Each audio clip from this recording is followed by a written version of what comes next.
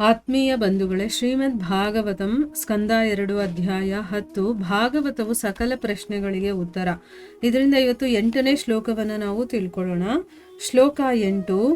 ಯೋಧ್ಯಾತ್ಮಿಕೋಯಂ ಪುರುಷ ಸೋಸಾವೇವಾಧಿದೈವಿಕಃ ಯಸ್ತತ್ರೋ ಭಯ ವಿಚ್ಛೇದ ಪುರುಷೋ ಹ್ಯಾದಿ ಭೌತಿಕಃ.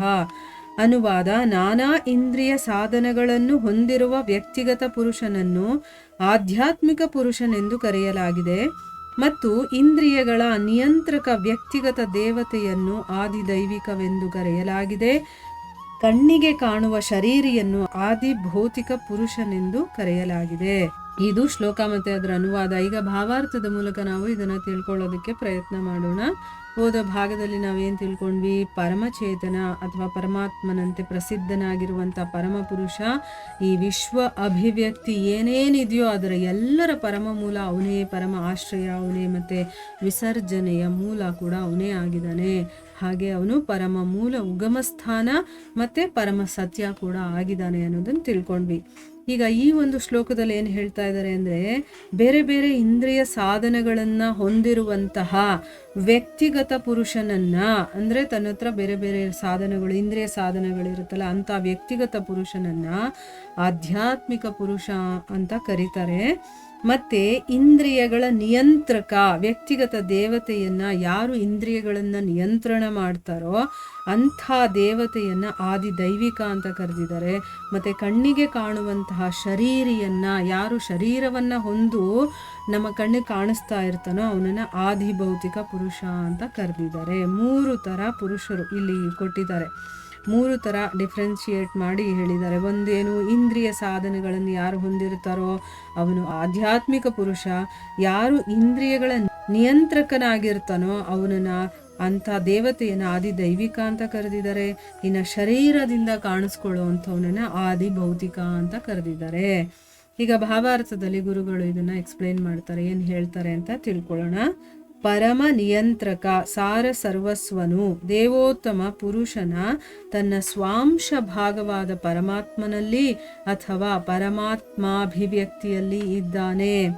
ಅಂದರೆ ಭಗವಂತ ಪರಮ ನಿಯಂತ್ರಕ ಅಲ್ವಾ, ಅವನೇ ಎಲ್ಲ. ಅವನ ಸ್ವಾಂಶ ಭಾಗ ಯಾವುದು? ಪರಮಾತ್ಮ.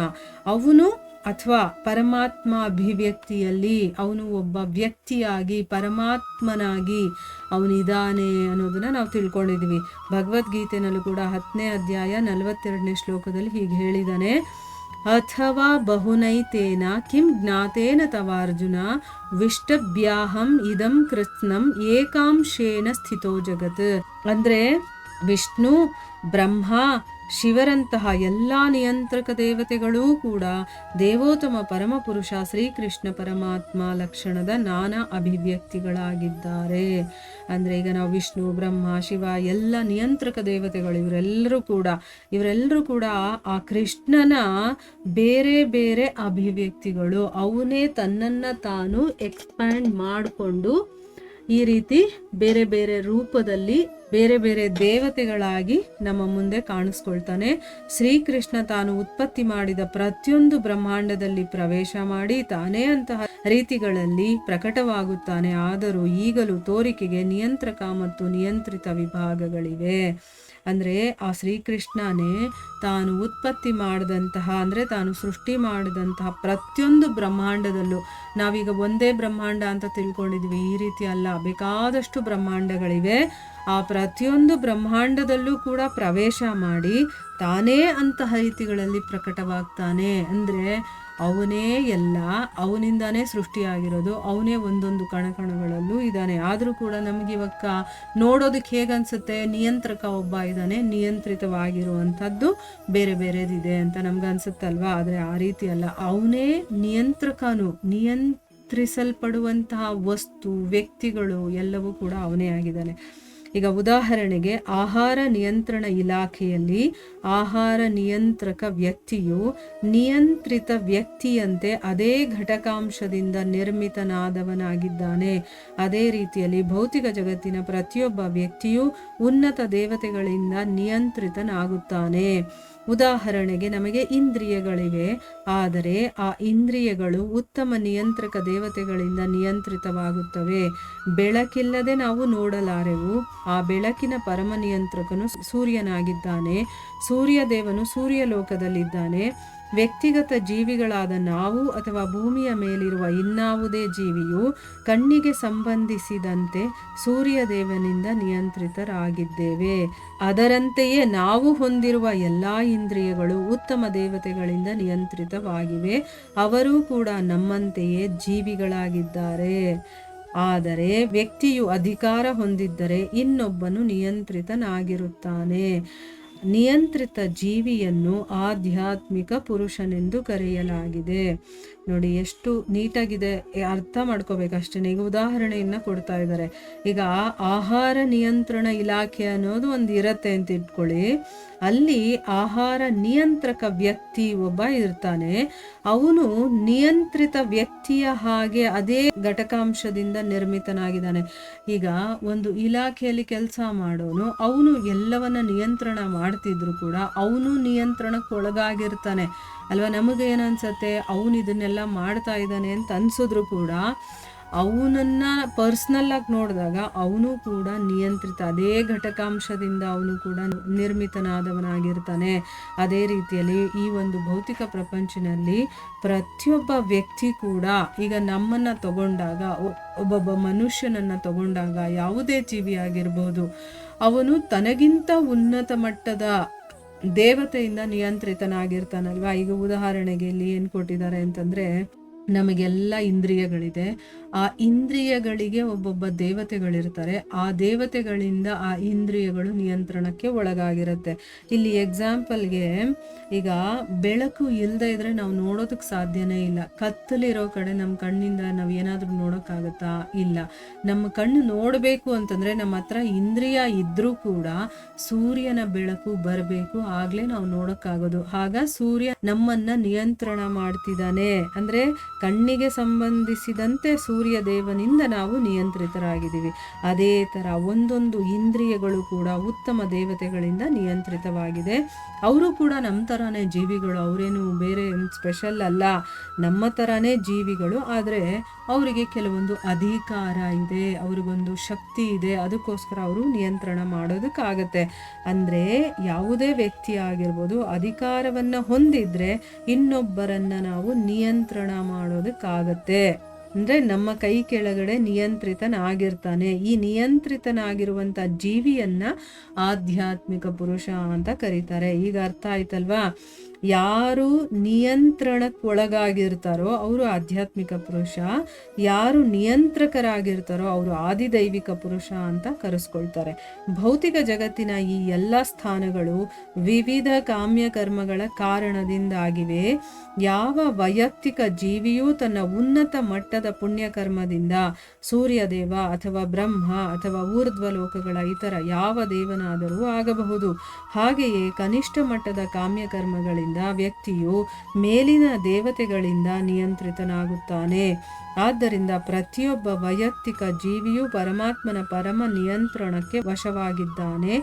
ಅವನು ಪ್ರತಿಯೊಬ್ಬನನ್ನು ನಿಯಂತ್ರಕ ಮತ್ತು ನಿಯಂತ್ರಿತನ ವಿವಿಧ ಸ್ಥಿತಿಗಳಲ್ಲಿ ಇರಿಸುತ್ತಾನೆ.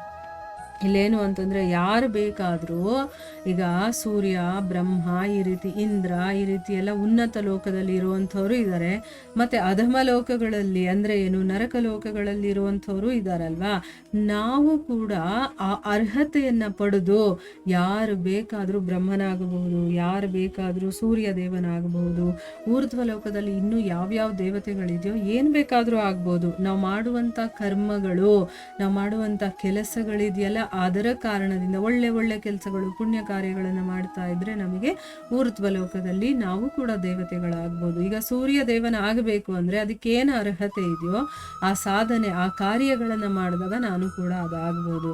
ಅದೇ ನಾವು ಅಧಮಲೋಕಕ್ಕೆ ಹೋಗ್ಬೇಕು ಅಂದ್ರೆ ಕೆಟ್ಟ ಕೆಲಸಗಳನ್ನ ಮಾಡ್ತಿದ್ದಾಗ ನಾವು ಅಧಮಲೋಕಕ್ಕೆ ಹೋಗ್ತೀವಿ. ಅಂದ್ರೆ ನಮ್ಮನ್ನ ಆಳೋರು ಬೇರೆಯವ್ರು ಇರ್ತಾರೆ, ನಮ್ಮ ನಿಯಂತ್ರಣ ಮಾಡೋರು ಬೇರೆಯವ್ರು ಇರ್ತಾರೆ. ಆಗ ನಾವೇ ಆ ಪೊಸಿಷನ್ಗೆ ಹೋದಾಗ ನಮ್ಮನ್ನ ಯಾರು ನಿಯಂತ್ರಣ ಮಾಡೋದಕ್ಕಿರೋದಿಲ್ಲ, ನಾವು ಬೇರೆಯವ್ರನ್ನ ನಿಯಂತ್ರಣ ಮಾಡ್ತೀವಿ. ಹೀಗೆ ಪ್ರತಿಯೊಬ್ಬರು ಕೂಡ ಒಬ್ಬರಿಂದ ಇನ್ನೊಬ್ಬರು, ಇನ್ನೊಬ್ಬರಿಂದ ಇನ್ನೊಬ್ಬರು ಹೀಗೆ ನಿಯಂತ್ರಿತರಾಗಿರ್ತಾರೆ. ಅದಕ್ಕೋಸ್ಕರನೇ ಪ್ರತಿಯೊಬ್ಬ ವೈಯಕ್ತಿಕ ಜೀವಿ ಕೂಡ ಪರಮಾತ್ಮನ ಪರಮ ನಿಯಂತ್ರಣಕ್ಕೆ ವಶವಾಗಿರ್ತಾನೆ. ಅಂದರೆ ಇಲ್ಲಿ ಪ್ರತಿಯೊಬ್ಬನನ್ನು ಕೂಡ ಅವನು ನಿಯಂತ್ರಕ ಮತ್ತು ನಿಯಂತ್ರಿತ ಈ ಒಂದು ಸ್ಥಿತಿಯಲ್ಲಿ ಅವನು ಇರಿಸಿದ್ದಾನೆ. ಭಗವಂತ ಹೇಗೆ ಮಾಡಿದ್ದಾನೆ ಅಂದರೆ ಒಬ್ಬರ ಕೈ ಕೆಳಗಡೆ ಒಬ್ಬರು ಇರಬೇಕು, ಒಬ್ಬ ನಿಯಂತ್ರಕನಿರಬೇಕು, ಒಬ್ಬ ನಿಯಂತ್ರಿತನಾಗಿರೋವಂಥವನಿರಬೇಕು. ಈ ರೀತಿನೇ ಈ ಸೃಷ್ಟಿಯನ್ನು ಅವನು ಮಾಡಿದ್ದಾನೆ. ನಿಯಂತ್ರಕ ಮತ್ತು ನಿಯಂತ್ರಿತ ಎಂದು ವಿಂಗಡಿಸುವ ಭೌತಿಕ ಶರೀರವನ್ನು ಆದಿ ಭೌತಿಕ ಪುರುಷನೆಂದು ಕರೆಯಲಾಗಿದೆ. ಈ ಮುಂದಿನ ಮಂತ್ರದಲ್ಲಿ ವೇದಗಳಲ್ಲಿ ದೃಢಪಟ್ಟಂತೆ ಕೆಲವು ಸಲ ಶರೀರವನ್ನು ಪುರುಷನೆಂದು ಕರೆಯಲಾಗಿದೆ. ಸವಾ ಯೇಷ ಪುರುಷೋನ್ನರ ಸಮಯ, ಈ ಶರೀರವು ಅನ್ನರಸ ಸ್ವರೂಪವೆಂದು ಕರೆಯಲಾಗಿದೆ. ಈ ಶರೀರವು ಆಹಾರವನ್ನು ಅವಲಂಬಿಸಿದೆ. ಶರೀರಗತ ಜೀವಿಯು ಏನನ್ನೂ ತಿನ್ನುವುದಿಲ್ಲ, ಏಕೆಂದರೆ ಒಡೆಯನು ಸ್ವಭಾವತಃ ಚೇತನನಾಗಿದ್ದಾನೆ. ಯಾಂತ್ರಿಕ ದೇಹವು ಸವೆಯುವುದರಿಂದ ಭೌತಿಕ ಶರೀರವು ಜಡದ ಬದಲಾವಣೆಯನ್ನು ಅಪೇಕ್ಷಿಸುತ್ತದೆ. ಆದ್ದರಿಂದ ವ್ಯಕ್ತಿಗತ ಜೀವಿಯ ಮತ್ತು ನಿಯಂತ್ರಕ ಗೃಹದೇವತೆಗಳ ಅನ್ನರಸಮಯ ದೇಹಗಳಲ್ಲಿ ವ್ಯತ್ಯಾಸವಿದೆ. ಇಲ್ಲಿ ನಿಯಂತ್ರಕ ಮತ್ತು ನಿಯಂತ್ರಿತ ಅಂತ ವಿಂಗಡಣೆ ಮಾಡ್ತಾರಲ್ಲ ಭೌತಿಕ ಶರೀರ, ಈ ಶರೀರವನ್ನು ಆದಿ ಭೌತಿಕ ಪುರುಷ ಅಂತ ಕರೀತಾರೆ. ಈಗ ಆದಿ ದೈವಿಕ, ಆಧ್ಯಾತ್ಮಿಕ, ಆದಿ ಭೌತಿಕ ಇಷ್ಟು ಗೊತ್ತಾಯ್ತಲ್ವಾ. ಈಗ ಒಂದು ಮಂತ್ರ ಇದೆ, ಅದರಲ್ಲಿ ಏನು ಹೇಳಿದ್ದಾರೆ ಅಂದರೆ ಕೆಲವೊಂದು ಸರಿ ಶರೀರವನ್ನು ಕೂಡ ಪುರುಷ ಅಂತ ಕರೀತಾರೆ. ಅಲ್ಲಿ ಶರೀರವನ್ನ ಶರೀರ ಅಂತ ಹೇಳೋದಿಲ್ಲ, ಅದನ್ನು ಕೂಡ ಪುರುಷ ಅಂತ ಕರೆದಿದ್ದಾರೆ ಅನ್ನೋದಕ್ಕೆ ಆ ಒಂದು ಮಂತ್ರವನ್ನ ಹೇಳಿದ್ದಾರೆ. ಅಂದ್ರೆ ಇದರಿಂದ ಏನು ಗೊತ್ತಾಗುತ್ತೆ, ಶರೀರ ಅನ್ನ ರಸ ಸ್ವರೂಪ, ಅನ್ನ ಮತ್ತೆ ಅದರಲ್ಲಿರುವಂತ ರಸದಿಂದ ಈ ಶರೀರ ಬೆಳೆಯುವಂಥದ್ದಲ್ವಾ, ಈ ಶರೀರ ಆಗಿರುವಂಥದ್ದು. ಅಂದ್ರೆ ಈ ಶರೀರ ಆಹಾರವನ್ನ ಅವಲಂಬಿಸಿದೆ.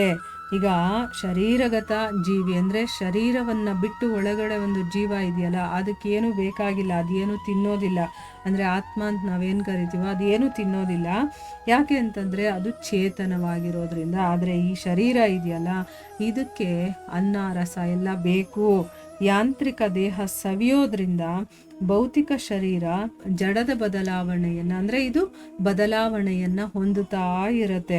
ಅದಕ್ಕೋಸ್ಕರನೇ ವ್ಯಕ್ತಿಗತ ಜೀವಿ ಮತ್ತು ನಿಯಂತ್ರಕ ಗ್ರಹ ದೇವತೆಗಳು, ಅಂದರೆ ಈಗ ಇಂದ್ರಿಯಗಳಿದೆ, ಈ ಜೀವಿ ಇದ್ದಾನೆ, ಈ ಜೀವಿಯನ್ನು ನಿಯಂತ್ರಣ ಮಾಡೋದಕ್ಕೆ, ಅಂದರೆ ಒಂದೊಂದು ಇಂದ್ರಿಯಗಳನ್ನು ನಿಯಂತ್ರಣ ಮಾಡೋದಕ್ಕೆ ಬೇರೆ ಬೇರೆ ದೇವತೆಗಳಿದ್ದಾರೆ ಅಂತ ಹೇಳಿದಾರಲ್ಲ, ಆ ದೇಹಗಳಲ್ಲಿ ವ್ಯತ್ಯಾಸ ಇದೆ. ಈಗ ನಮ್ಮ ಒಂದು ಭೌತಿಕ ಪ್ರಪಂಚದಲ್ಲಿ ಮನುಷ್ಯರು ಇರ್ತಾರಲ್ಲ, ಅವರ ದೇಹನೇ ಬೇರೆ ಇದ್ರೆ, ದೇವತೆಗಳು ಇರ್ತಾರಲ್ಲ ಅವರ ದೇಹನೇ ಬೇರೆ ಇರಬಹುದು, ಅದರಲ್ಲಿ ವ್ಯತ್ಯಾಸ ಇರುತ್ತೆ. ಸೂರ್ಯನು ಅದ್ಭುತ ದೇಹವನ್ನು ಹೊಂದಬಹುದು ಮತ್ತು ಮನುಷ್ಯನು ಚಿಕ್ಕ ದೇಹ ಹೊಂದಬಹುದು, ಆದರೆ ಈ ಎಲ್ಲಾ ವ್ಯಕ್ತ ಶರೀರಗಳು ಜಡದಿಂದ ನಿರ್ಮಿತವಾಗಿವೆ. ಅಷ್ಟಾದರೂ ನಿಯಂತ್ರಕ ಮತ್ತು ನಿಯಂತ್ರಿತ ಸಂಬಂಧವುಳ್ಳ ಸೂರ್ಯದೇವ ಮತ್ತು ವ್ಯಕ್ತಿಗತ ಪುರುಷನು ಪರಮಪ್ರಭುವಿನ ಒಂದೇ ಆಧ್ಯಾತ್ಮಿಕ ವಿಭಿನ್ನಾಂಶಗಳಾಗಿದ್ದಾರೆ. ಅಂದ್ರೆ ಈಗ ಸೂರ್ಯನನ್ನ ನಾವು ನೆನೆಸ್ಕೊಂಡಾಗ ಸೂರ್ಯನನ್ನ ದೇವತೆ ಅಂತ ಕರಿತೀವಿ. ಯಾಕೆ? ಅವನದು ಒಂದು ಅದ್ಭುತ ದೇಹ ಇರ್ಬೋದು. ಅಂದ್ರೆ ಸೂರ್ಯನಿಗೂ ದೇಹ ಇದೆ, ನಮಗೂ ದೇಹ ಇದೆ. ಆದ್ರೆ ನಮ್ಮ ದೇಹಕ್ಕೂ ಸೂರ್ಯನ ದೇಹಕ್ಕೂ ಅಜಗಜಾಂತರ ವ್ಯತ್ಯಾಸ ಇರ್ಬೋದು. ಅವನು ಅದ್ಭುತ ದೇಹವನ್ನ ಪಡೆದಿರ್ಬೋದು, ನಾವು ಚಿಕ್ಕ ಒಂದು ದೇಹವನ್ನ ಪಡೆದಿರ್ಬೋದು. ಆದ್ರೆ ಈ ಎಲ್ಲಾ ವ್ಯಕ್ತ ಶರೀರಗಳು ಯಾವುದರಿಂದ ಆಗಿರುವಂಥದ್ದು? ಜಡದಿಂದಾನೆ. ಯಾಕೆ? ಬ್ರಹ್ಮನವರೆಗೂ ಕೂಡ ಜಡದಿಂದಾನೇ ಆಗಿರುವಂಥದ್ದು. ಬ್ರಹ್ಮನವರೆಗೂ ಕೂಡ ಇದು ಈ ಒಂದು ಪೃಥ್ವಿ ಅಂತ ಅಥವಾ ಇದೇ ಸೃಷ್ಟಿಯಲ್ಲಿ ಅವನು ಕೂಡ ಇರುವಂಥದ್ದು. ಅದಕ್ಕೋಸ್ಕರನೇ ಯಾವುದೇ ಶರೀರಗಳಾಗಿದ್ರೂ ಅದರಲ್ಲಿ ಸ್ವಲ್ಪ ವ್ಯತ್ಯಾಸ ಇರ್ಬೋದೇ ಹೊರತು ಅದೆಲ್ಲವೂ ಕೂಡ ಜಡದಿಂದನೇ ನಿರ್ಮಿತ ಆಗಿರೋದು. ಅಷ್ಟಾದ್ರೂ ಕೂಡ ನಿಯಂತ್ರಕ ಮತ್ತೆ ನಿಯಂತ್ರಿತ ಸಂಬಂಧವುಳ್ಳಂತಹ, ಈಗ ಸೂರ್ಯದೇವ ನಿಯಂತ್ರಣ ಮಾಡುವಂತವನು, ನಾವು ನಿಯಂತ್ರಣಕ್ಕೆ ಒಳಗಾಗಿರುವಂಥವ್ರು, ನಾವಿಬ್ರು ಕೂಡ ಭಗವಂತನ ಒಂದು ಅಂಶದಿಂದಾನೇ ಹುಟ್ಟಿರುವಂಥದ್ದು. ಅಂದ್ರೆ ನಾವು ಕೂಡ ಆಧ್ಯಾತ್ಮಿಕವಾಗಿ ವಿಭಿನ್ನ ಅಂಶಗಳಾಗಿದ್ವಿ, ಅಂದ್ರೆ ಆ ಭಗವಂತನಿಂದಾನೇ ಬಂದಿರುವಂಥವ್ರು. ಅದೇ ಪರಮ ಪ್ರಭುವು ವಿವಿಧ ವಿಭಿನ್ನ ಅಂಶಗಳನ್ನು ವಿವಿಧ ಸ್ಥಾನಗಳಲ್ಲಿ ಇರಿಸುತ್ತಾನೆ ಮತ್ತು ಪರಮ ಪುರುಷನೇ ಎಲ್ಲರಿಗೂ ಆಶ್ರಯವೆಂದು ಹಾಗೆ ತೀರ್ಮಾನವಾಗುತ್ತದೆ. ಅಂದ್ರೆ ನಾವು ಹೇಗೆ ಜೀವಿಗಳೋ ಹಾಗೆ ಸೂರ್ಯನು ಕೂಡ ನಮ್ಮ ಹಾಗೆ ಒಂದು ಶರೀರ ಇರುವಂತವನು. ಆ ಶರೀರ ಕೂಡ ಜಡದಿಂದನೇ ನಿರ್ಮಾಣ ಆಗಿರುವಂಥದ್ದು.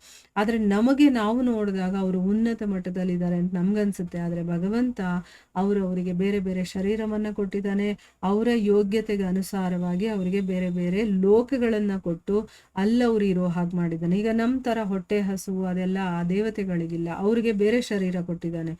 ಅವರಿಗೆ ಹೊಟ್ಟೆ ಹಸುವು ಅನ್ನೋದು ಅದೆಲ್ಲ ಏನೂ ಇರೋದಿಲ್ಲ, ಅವ್ರದ್ದೇ ಲೈಫ್ ಸ್ಟೈಲೇ ಬೇರೆ ತರ ಇರುತ್ತೆ. ಆದ್ರೆ ನಾವೆಲ್ಲ ಬಂದಿರೋದು ಯಾರಿಂದ? ಭಗವಂತನಿಂದಾನೆ.